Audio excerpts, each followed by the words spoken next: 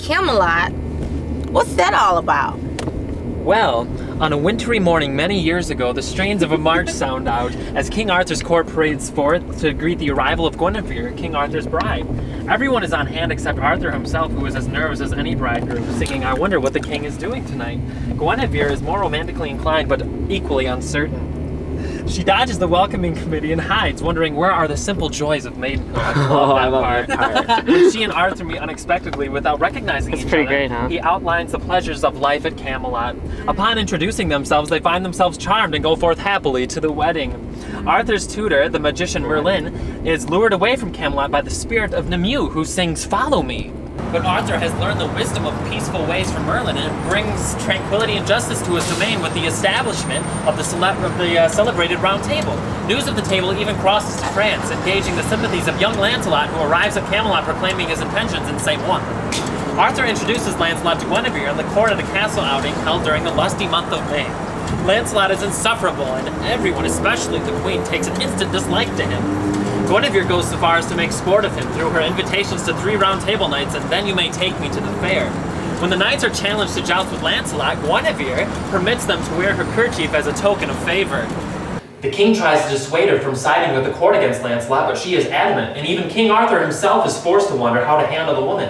Lancelot is victorious in the joust and exhibits a strange power of purity and faith that gradually wins the respect of the court. His feelings toward Guinevere speedily develop into a deep but silent love, which wars with his great affection for Justin! You know how when people talk, it messes up my pee flow. So I'd appreciate it if you'd stop. To ease his conflict of emotions, Lancelot asks Arthur's leave to depart on guests, and Guinevere ponders what may happen before I gaze at you again. Nick, I'm not done yet! Wait, there's still more! 2 years pass before Lancelot's return, when Arthur invests him with knighthood at the Round Table. Lancelot reveals his love in "If Ever I Would Leave You," but he and Guinevere still try to conceal their situation from Arthur. Arthur, however, is aware of their feelings, but submerges his resentment to preserve peace in Camelot. Arthur's illegitimate son Mordred arrives at Camelot and attempts to dishonor the king in order to ascend the throne in his place. Mordred loathes Arthur's dreams of peace with honor and sneers at the 7 deadly virtues. Guinevere, still faithful to Arthur, tries to help him make light of royalty's burdens, and what do the simple folk do? The knights of the Round Table grow restless with perpetual peace and inaction and cry, "Fie on goodness!" Through a ruse of Mordred's, Arthur is trapped in the enchanted forest of Morgan Le Fay overnight while Lancelot visits Guinevere in her chambers, where she confesses, "I loved you once," in silence. Mordred bursts into the room with a group of knights, accusing Guinevere of treason.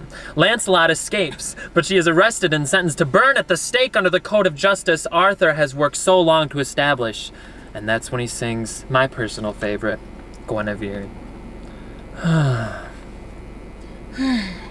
The last moment, Lancelot rescues her and takes her to France, and Arthur is at last forced to make war on his friend. Just before the final battle, he meets them both and generously forgives them. But then moments before the battle begins, Arthur discovers a young stowaway who aspires to join the Round Table. Arthur knights the boy in the field and sends him back to England, charging him when he grows up to tell another generation of the noble ideals of Camelot.